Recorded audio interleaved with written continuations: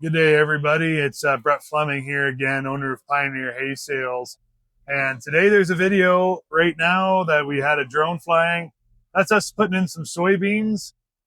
We've been planting soybeans now. It's May 11th today of 2026. We've been planting for about a week. We've had a little bit of a spell here where it was pretty wet.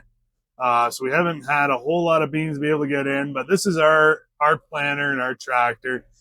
We have a 955 AFS planter, so we can change our populations on the go with 15-inch row spacing.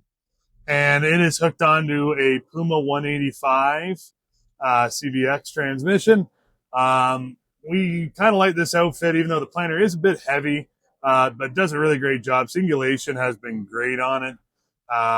We have had some problems in the past with computers and whatnot, but when this thing is working, we just really like what we get with it. So yeah, that's us here today planting. Hope you like the drone image. Again, if you like what you see, subscribe and leave some comments below. Thanks.